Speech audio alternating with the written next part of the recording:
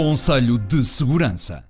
Sejam bem-vindos ao Conselho de Segurança, o podcast da Política Internacional da Sábado. Eu sou Nuno Tiago Pinto, o diretor da Sábado, e vou estar à conversa com o professor de Relações Internacionais Vasco Rato e o jornalista João Carlos Barradas, esta semana sobre os resultados da Cimeira da NATO, que decorreu em Vilnius, na Lituânia, a poucos quilómetros da fronteira com a Bielorrússia e rodeada de fortes medidas de segurança. Foi uma cimeira com várias conclusões. A primeira é de que a Suécia irá juntar-se à NATO depois de a Turquia levantar o seu veto, graças sobretudo à possibilidade de os Estados Unidos venderem caças F-16 ao governo de Ankara. A segunda é que a Ucrânia poderá ser convidada a juntar-se à Aliança Atlântica se determinados objetivos forem cumpridos, todavia sem ter sido indicado um prazo para tal acontecer. Algo que aparentemente pareceu satisfazer Volodymyr Zelensky. Great honor to be here. The outcome of the NATO summit in Vilnius is very much needed and meaningful success for Ukraine. Bom, a cimeira iniciou-se com vários assuntos pendentes, como a questão sueca e a eventual adesão da Ucrânia e o envio também de apoios militares adicionais. No fim dos trabalhos, no fim destes 2 dias, a que conclusões é que podemos chegar? Sobre o sucesso ou o insucesso desta cimeira? Não, quer dizer, não. Questão de sucesso ou insucesso, acho que é mais uma questão de expectativas. Havia, não é assim? Quer dizer, havia uma expectativa. Havia uma expectativa muito grande de que se estabelecia um processo formal para a integração da Ucrânia. Ainda bem que isso não se fez. E já explico porquê, pelo menos de uma razão ou outra.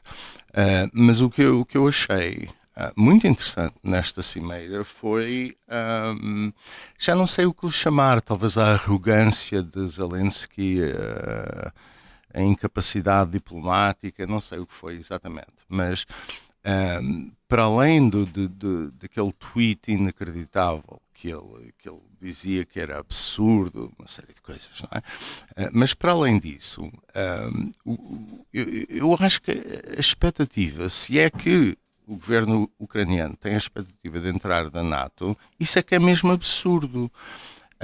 E se nós olharmos para as condições que foram articuladas pelo Grupo dos 7, no célebre declaração conjunta, o que se vê é que não há propriamente uma garantia de segurança. O que há é uma garantia de que haverá tratados bilaterais que irão proporcionar ajuda política e militar e económica à Ucrânia. Não é exatamente a mesma coisa, quer dizer, o G7 não vai agir como grupo, obviamente, não é? Portanto, o que está também no comunicado é uma coisa muito interessante que vale a pena também sublinhar, que é os países dizem que vamos fazer esses acordos, não é? Mas de acordo com o nosso regimento constitucional, ou seja, as limitações. Quer dizer, há vários parlamentos naqueles 7 países que não vão querer ter uma relação muito profunda, incluindo o Congresso americano. E, portanto, qual é o valor desta declaração conjunta? Quer dizer, obviamente, do ponto de vista político e diplomático, tem valor, não é? Na medida em que aponta para, a longo prazo, aponta para uma relação mais próxima, mas não é propriamente uma garantia de segurança. Que, não, aliás, não pode ser dada, porque nós não sabemos o que é que a Ucrânia vai ser daqui a 2 meses, daqui a 6 meses, daqui a 2 anos, daqui a 10 anos, quando acabar a guerra. Quer dizer, esse é que é o problema. Como é que é possível definir um timetable, quer dizer, uma linha de tempo para a integração da Ucrânia quando não se sabe exatamente que tipo de país é que vai ser integrado, que condições, etc, etc. Portanto, isso parece-me óbvio, não é? Seria um cheque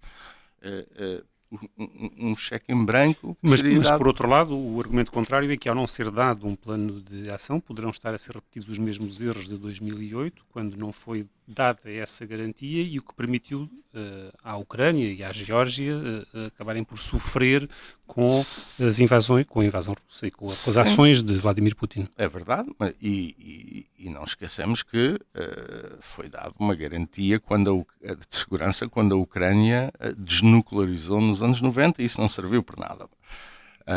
Portanto, isso é verdade, mas o inverso também é verdade. Se nós, neste momento, fizéssemos esse compromisso com a Ucrânia, eu creio que isso era uma escalada muito perigosa também, o que significava que formalmente a NATO estava envolvida no conflito. Apesar de o estar, ainda há deniability diplomática, não é? E a outra coisa que eu queria salientar é isto. Tanto a NATO como o G7 diz que essa ajuda, essa relação futura está assente num pressuposto, que é a Ucrânia tem de se reformar.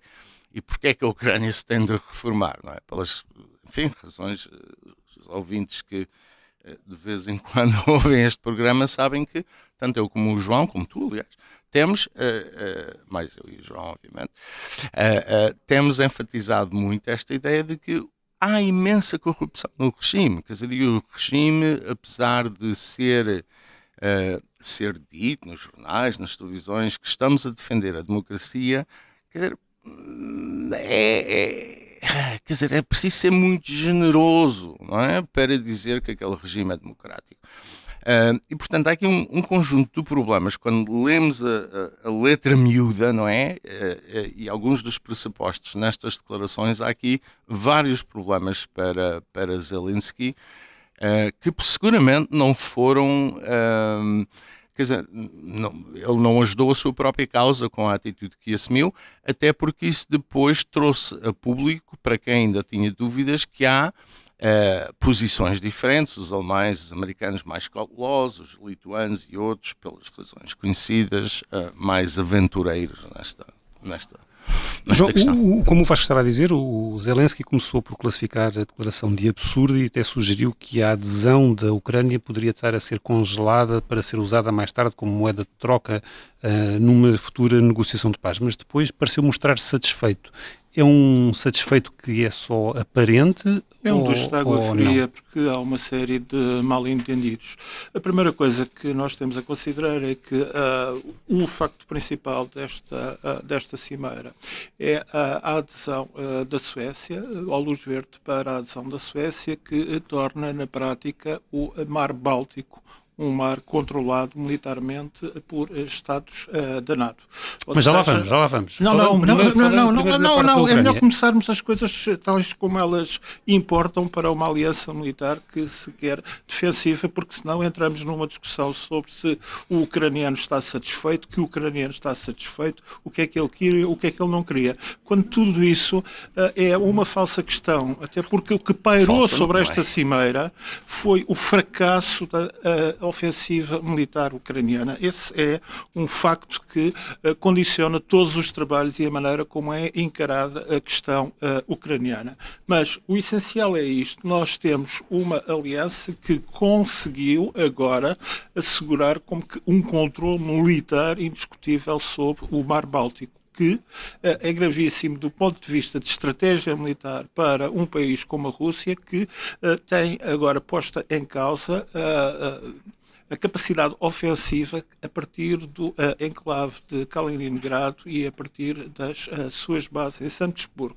Isto é um ponto absolutamente essencial. O outro ponto tem a ver com a discussão dos próprios documentos de estratégia militar, algo que também não vem para a grande discussão pública, mas que é fundamental sobre a capacidade de mobilização, se ela existe ou não, de 100 mil homens de brigadas rápidas e se é possível subir para 200 mil homens de brigadas rápidas a curto prazo. Isto tem a ver com os compromissos que foram assumidos sobre despesas militares. Aqui estamos num ponto que é um ponto muito delicado, porque destes 31 países, apenas 10 cumpriram até agora um compromisso que foi assumido há uma década, em 2014, na Cimeira no país de Gales, onde ante o choque daquilo que foi o ataque russo à Ucrânia com a anexação da Península da Crimeia e o desencadear da guerra no sul e no leste da Ucrânia, levou a uma promessa de que no prazo de uma década, ou seja, até o próximo ano, as despesas militares, as despesas de defesa dos membros da NATO atingiriam um mínimo de 2%. Ora, até agora, apenas 10 países atingiram esse patamar e não é crível que alguns o venham a atingir no próximo ano, entre eles Portugal. Portugal é 2024, não é? Isto é outro aspecto importante. Tem ainda um aspecto que passa despercebido em torno desta questão da Ucrânia, que tem a ver com o âmbito de atuação da própria NATO. Não foi aceito, por pressão francesa, sobretudo, a ideia de criação de um departamento, um escritório, um comitê de ligação em Tóquio. Ora, isto qual é a importância que tem? Tem a ver com o facto de se considerar que o espaço do Atlântico Norte e o espaço do Mediterrâneo, como é que eles se articulam com aquilo que são os desafios levantados pela tecnologia e pela capacidade militar chinesa. Enquanto os Estados Unidos são um país que pretende estabelecer esse tipo de ligação mais institucional entre a própria NATO e os seus aliados na região, neste caso o Japão, e convém lembrar que este tipo de escritório de ligação já existiu no passado, existiu na Ásia Central. Mas países como a França boicotaram isso. Boicotaram isso quando estão precisamente a desenvolver por conta própria outro tipo de relação, que é o caso da relação com a Índia. Pela quinta vez, desde que foi eleito primeiro-ministro, o chefe do governo indiano, Narendra Modi, encontra-se em Paris.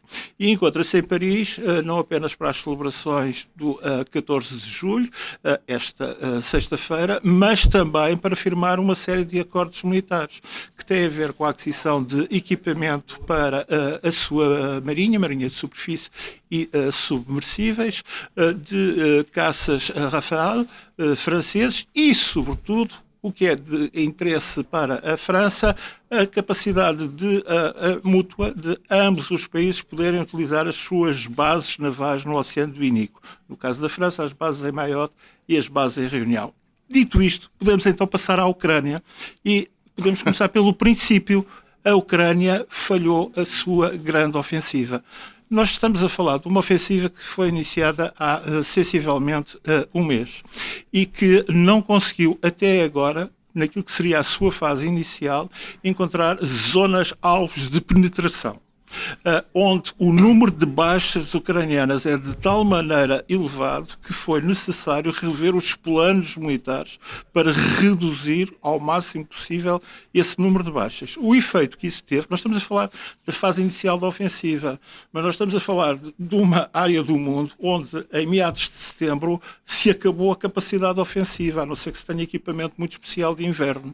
Portanto, a Ucrânia tem menos de 2 meses para conseguir avanços que se vejam nesta ofensiva. E estes avanços que se vejam são a conquista de posições estratégicas que lhe permitam atacar alvos que considera prioritários, sobretudo nas zonas que estão ocupadas e que dão e é uma boa notícia para a Ucrânia que a França tenha aceite começar a fornecer mísseis de longo alcance, que tem a ver com outra questão muito nebulosa, com o fornecimento de bombas de fragmentação, com o fornecimento de mais material que tenha capacidade de longo alcance, que chega até aos 300 km, precisamente porque a estratégia ucraniana, este falhanço militar, mudou para a necessidade de conseguir garantir o ataque que seja mais eficaz contra as retaguardas e contra as linhas logísticas russas. Portanto, a Ucrânia, precisamente porque não pode sofrer baixas desta maneira, necessita cada vez mais de receber equipamento de características ofensivas de longo alcance, que os aliados, passo a passo, estão a vir a fornecer. E isso é importante, tem a ver com o Zelensky, que desde o início da guerra tem feito apelos sucessivos e muitas vezes falando nos sacrifícios do povo ucraniano e dos soldados ucranianos na guerra, tem feito apelos sucessivos para mais apoio financeiro e sobretudo também mais armas, e tem conseguido vir a recebê-lo à medida que o tempo passa, de armas mais sofisticadas e com mais alcance, como é o caso agora da parte da decisão francesa. Todavia, tem começado a ouvir-se algumas vozes de que estes pedidos não são acompanhados pelos agradecimentos necessários. No mínimo. comentava só aqui uma coisa que o João disse. Eu não acho que a Ucrânia seja... não sei exatamente o que o João disse, se era o menos importante ou que estas decisões eram as mais importantes, o Mar Báltico, etc. Não é assim. É, aliás... Não, a Ucrânia, desculpe, a Ucrânia é importante, mas não podemos esquecer Ucrânia, com contextos muito mais vastos. Mas a gente não esquece, só que esses contextos mudaram em resultado da guerra da Ucrânia. Portanto, neste último ano, com a guerra na Ucrânia, a NATO, as suas preocupações, tudo mudou. Portanto, a guerra da Ucrânia é o essencial aqui, quer dizer, é o driver da NATO e das decisões tomadas da NATO. Portanto, esta questão da Suécia, nem sequer seria colocada se não tivesse havido a intervenção russa na Ucrânia. Portanto, o que eu quero com isto dizer é que a Ucrânia é o problema central, a questão central que determina o resto, não é? Mas tem consequências, por exemplo, o alargamento para a Finlândia e para a Suécia, na prática, torna a NATO uma organização muito envolvida no Ártico, que é uma zona crescentemente mais conflituosa. Portanto, altera um conjunto de coisas, mas é a Ucrânia que é o driver e, portanto, o que me parece essencial nesta cimeira não é a Suécia, não é isto, não é aquilo, é o que é que aconteceu, não é? Em resultado das expectativas que os ucranianos e muita gente, eu lembro-me de ler, por exemplo, no domingo, ou que foi, a Teresa de Sousa a dizer tínhamos de alargar a NATO já hoje, amanhã, ontem, eventualmente, quinta-feira passada, não é? E, portanto, era esse tipo de expectativa que eu acho que nunca foi realista, que não vingou. E, portanto, por alguma razão, não é? Zelensky comprou esta narrativa. Portanto, não sei se é uma questão, regressando à tua observação, de agradecimento ou não, mas é uma questão de... Eu julgo que até foi o Ministro da Defesa inglês que, após uma ida a Kiev, disse que não era a Amazon porque foi lá e entregaram-lhe apenas uma lista de coisas que queriam. Pois. Sim, foi Ben Wallace que disse isso, mas atenção...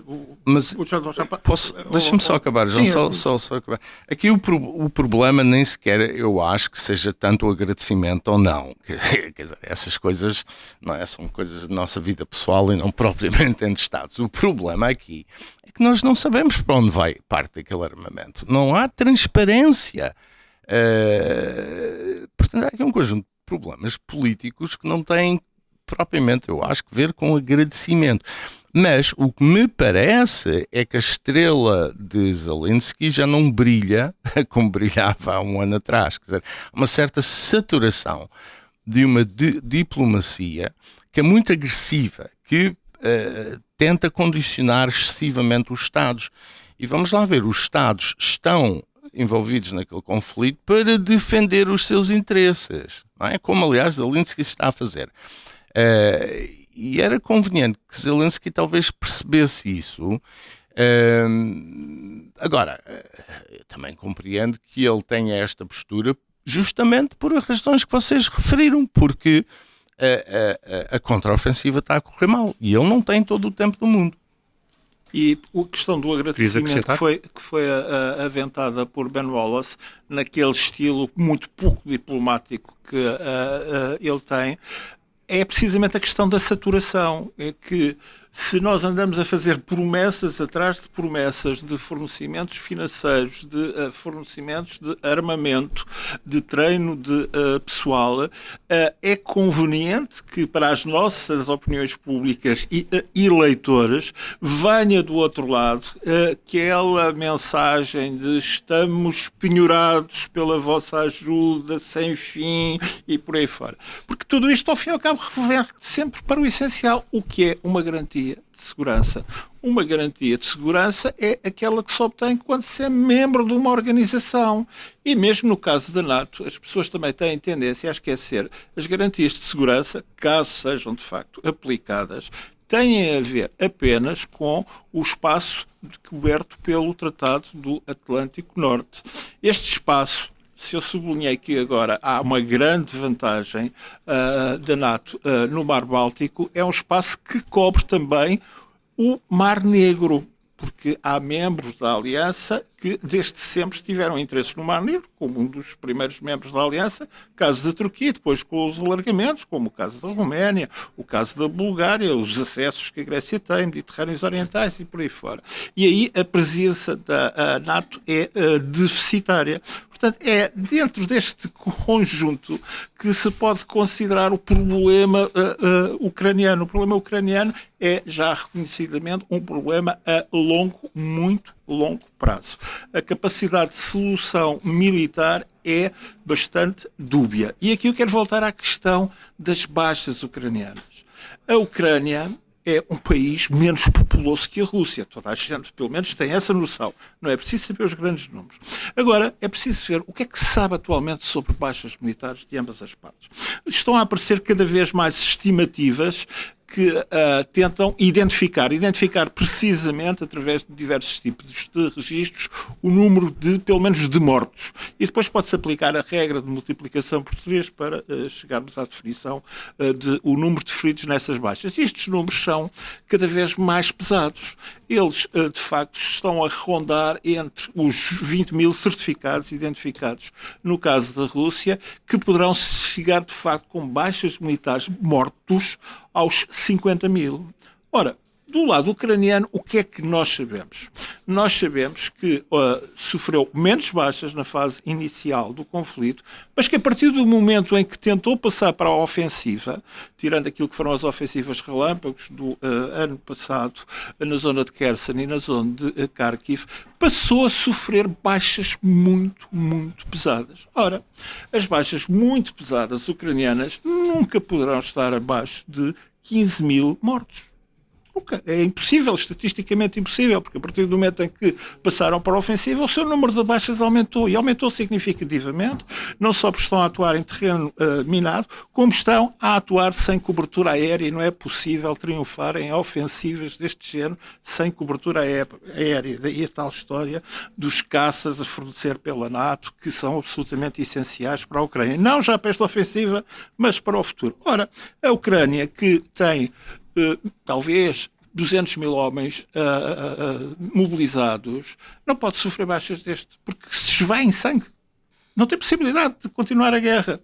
E isto que também não se discute em público muito e que fica submerso num mundo de slogans: aderir à Ucrânia, não aderir à Ucrânia, entrar, não entrar, é a realidade crua da guerra. A guerra tem de facto várias ramificações, e isto estás a dizer é verdade, que apesar de vivermos nesta época de redes sociais e de informação de 24 horas por dia, sabemos muito pouco, na verdade, do que se passa concretamente no terreno, mesmo em comparação com alguns outros conflitos mais recentes. Desculpa, mas as ramificações... Vê-se nas fotografias, vê-se nas reportagens que se vêem de um lado ao lado, vê-se tropas cada vez mais velhas, vê-se um número e vê-se o cansaço das tropas que estão no terreno, e vê-se sobretudo algo que é, entre a população civil, a necessidade de apoio médico cada vez mais premente. Mas eu queria focar-me aqui nas ramificações também da Cimeira, como tu me frisaste há pouco, há imensas ramificações, e no caso da adesão da Suécia há uma outra ramificação que também tem alguma importância para nós, que foi o facto de Erdogan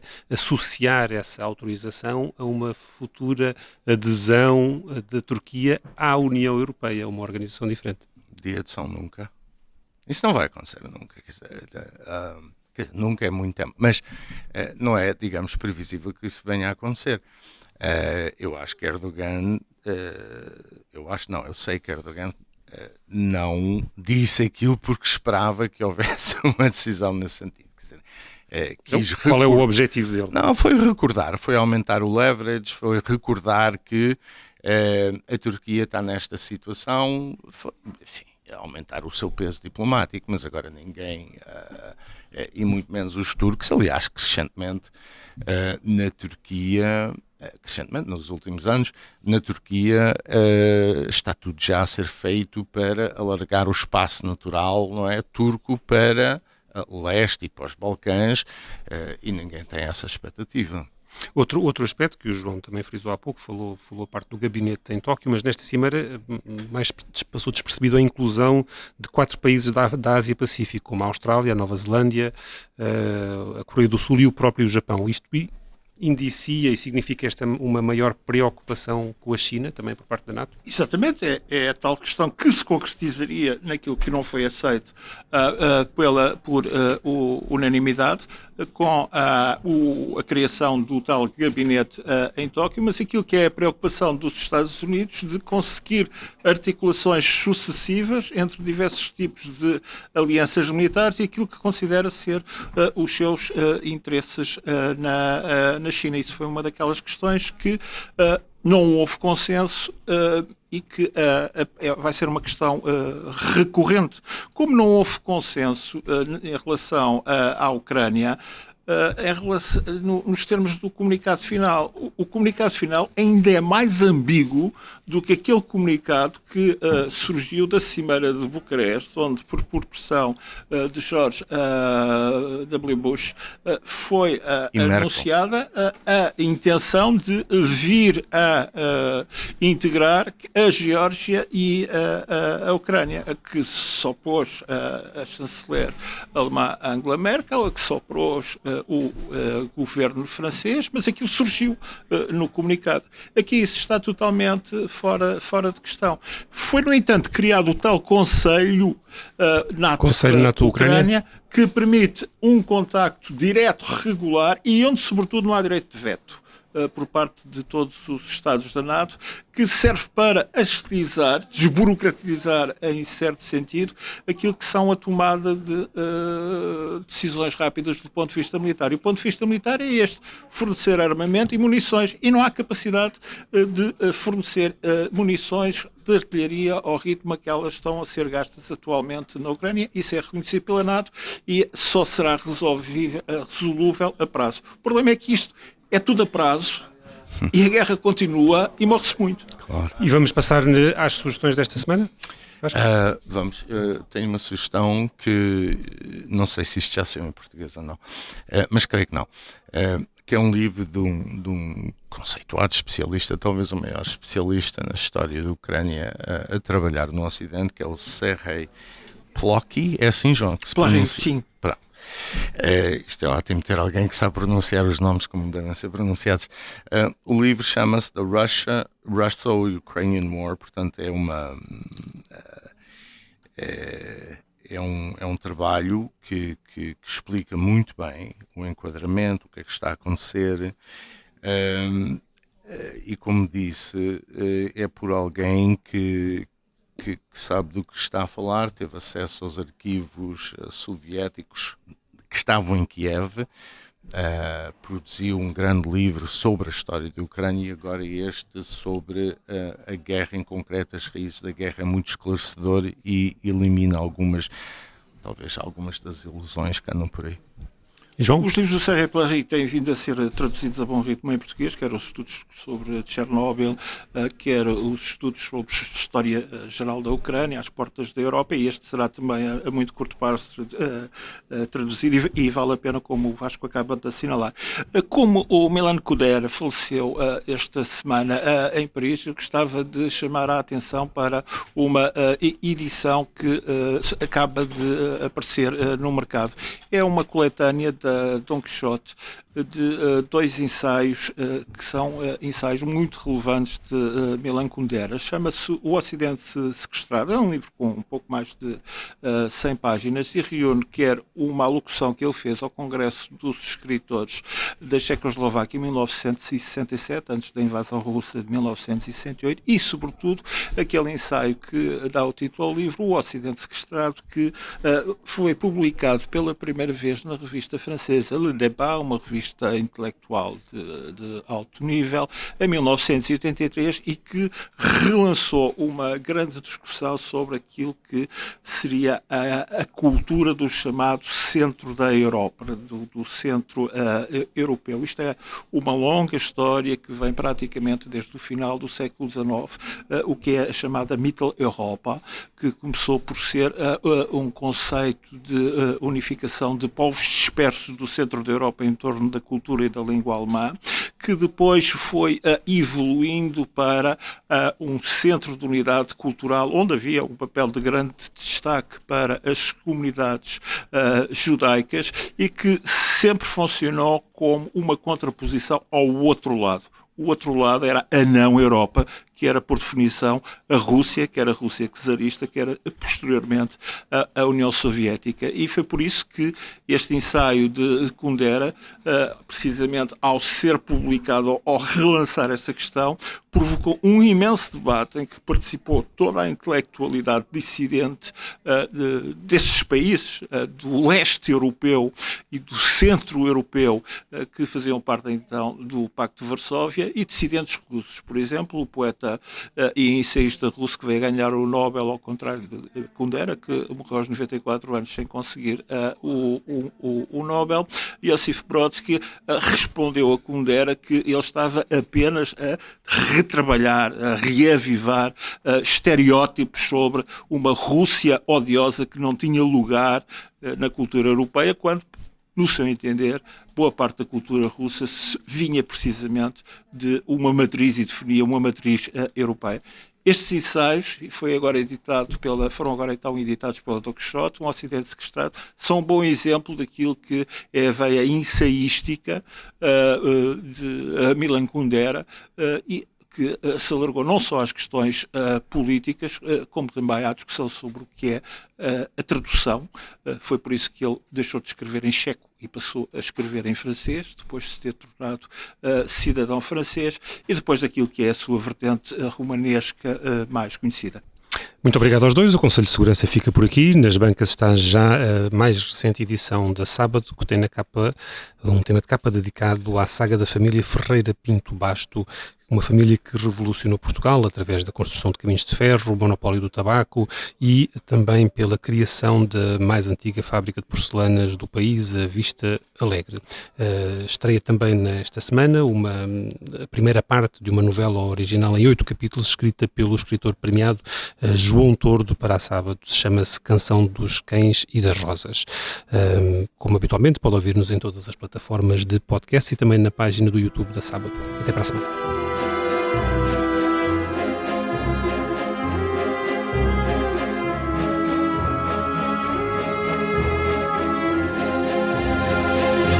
Com